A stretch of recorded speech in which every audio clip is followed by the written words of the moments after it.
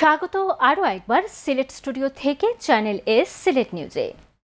ছাতক উপজেলা education trust ইউকের অর্থায়নে নারীদের দক্ষতা উন্নয়ন এবং আর্থিক স্বনির্ভরতা ও আত্মনির্ভরশীলতা হিসেবে গড়ে তোলার লক্ষ্যে 3 মাসব্যাপী ফ্রি প্রশিক্ষণ শেষে প্রশিক্ষণার্থীদের মাঝে সেলাই মেশিন ও সনদ প্রদান করা হয়েছে।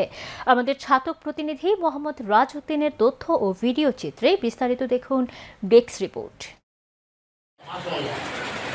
ছাতক উপজেলার সিংচাপৈর ইউনিয়নের সিরাজগঞ্জ বাজারে প্রশিক্ষণ কেন্দ্র পরিদর্শন করেন ছাতক উপজেলা এডুকেশন ট্রাস্ট ইউকের প্রতিনিধিরা।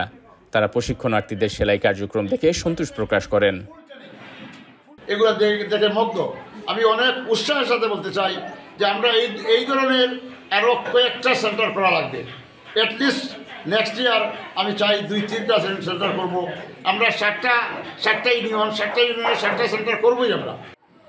3 মাসের প্রশিক্ষণ শেষে 30 জন বেকার নারী সেলাই মেশিন ও সনদ পেয়ে তাদের পরিবারে সহায়তা করতে পারবেন এই আশাবাদ ব্যক্ত করে ট্রাস্টের উদ্যোক্তাদের প্রতি ধন্যবাদ ও কৃতজ্ঞতা জ্ঞাপন করেন।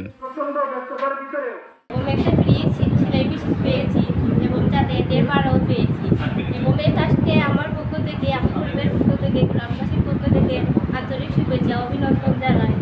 সেলাই প্রশিক্ষণ এসে 3 মাসে আমি অনেক ধরনের পোশাক বানানো শিখেছি। এডুকেশন ট্রাস্ট ইউকের ফ্রি সেলাই প্রশিক্ষণে আমি অনেকগুলো কাজ শিখেছি এবং আমি ভবিষ্যতে অনেক উন্নতির পথে যেতে পারবো যদি আমি স্বাবলম্বী হতে পারি। সুদূর প্রবাসে থেকেও এলাকার গরিব বেকার নারীদের স্বাবলম্বী করে গড়ে তোলার জন্য ট্রাস্টের এই মহতী উদ্যোগকে সাধুবাদ জানিয়েছেন এলাকাবাসী। ছাতক উপজেলা এডুকেশন ট্রাস্টের এই যুগান্তকারী উদ্যোগকে স্বাগত জানাই। এই ট্রাস্টের সাথে যারা সম্পৃক্ত রয়েছেন প্রত্যেককে আমরা ছাতকবাসীর পক্ষ থেকে আমরা আন্তরিক অভিনন্দন এবং কৃতজ্ঞতা জ্ঞাপন করছি। এরা যে বিদেশ চাইয়া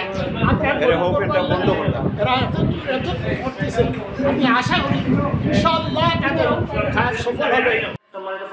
সেলাই মেশিন বিতরণ উপলক্ষে এক আলোচনা সভায় আনম ওয়াহিদ কোনা মিয়ার সভাপতিত্বে ও প্রশিক্ষণ কোঅর্ডিনেটর আলাস উদ্দিনের পরিচালনায় অনুষ্ঠানে প্রধান অতিথি হিসেবে বক্তব্য রাখেন ট্রাস্টের চেয়ারম্যান বিশিষ্ট শিল্পপতি যুক্তরাজ্য প্রবাসী হাজী জামাল উদ্দিন মুকদ্দুস। বিশেষ অতিথির বক্তব্য রাখেন ছাতক সমিতি সিলেটের সাধারণ সম্পাদক Sadikur Rahman Sadik, Dabirul Islam Dabir, ATM Tarek, course coordinator Mohammad Nazrul Islam, প্রশিক্ষক মুসাম্মদ সাইদা বেগম, মুসাম্মদ রুজিনা বেগম, প্রশিক্ষণার্থী সুজিনা বেগম, মাসুদ আলম ও Maidul Islam. Moniuddin Monju, channel news desk. কয়েকদিন ধরে মৌলভীবাজারের উপর দিয়ে বইছে মৃদু তাপদাহ। এ অবস্থায় ক্ষতির মুখে পড়েছে চা শিল্প।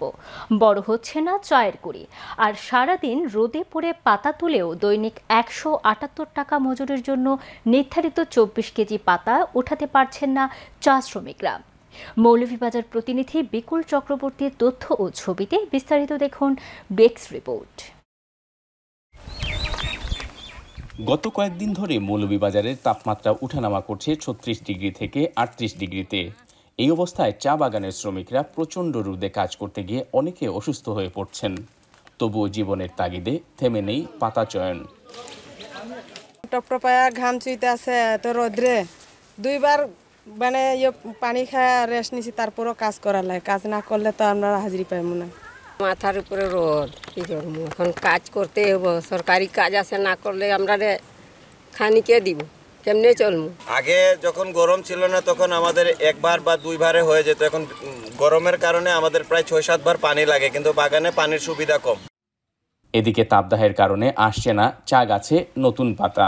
এই সময়ে যেখানে প্রতিদিন 30 থেকে 40 কেজি চা পাতা তুলতেন শ্রমিকরা, এখন তারা তুলেন 16 থেকে 18 কেজি। আমরা তো 24 কেজি হাজিরি, এই গরমে কোনো দিন 18 কেজি, কোনো দিন 20 কেজি এইভাবে তুলি। হাজিরি পুরাইতে খুব কষ্ট হয়।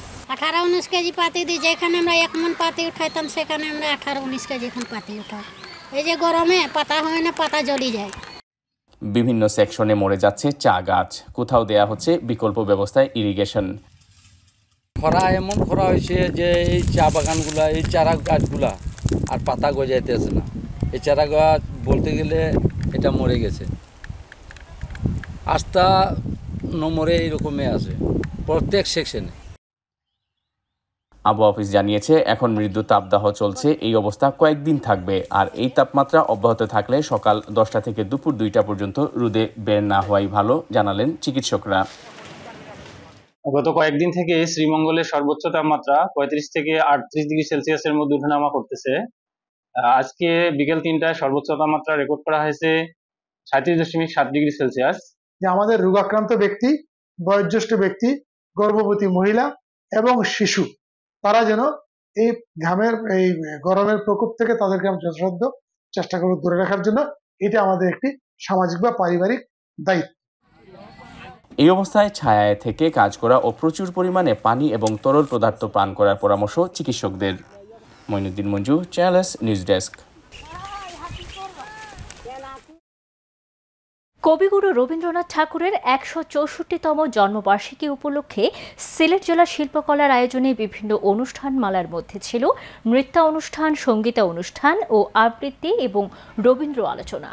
সিলেট শিল্পকলা একাডেমির অতিরিক্ত দায়িত্বপ্রাপ্ত কালচারাল অফিসার জ্যোতি সিনহার সভাপতিত্বে সংক্ষিপ্ত রবীন্দ্র আলোচনায় বক্তব্য রাখেন বাংলাদেশ শিল্পকলা একাডেমি পরিষদের বিভাগীয় পরিষদ সদস্য শামসুল বাসিত শেরু, সিনিয়র সহকারী কমিশনার মেরিনা দেবনাথ, সাংস্কৃতিক ব্যক্তিত্ব নীলাঞ্জন দাস টুকু ও সিলেট শিল্পকলার নৃত্য বিভাগের প্রশিক্ষক সিনিয়া সাহা ঝুমা।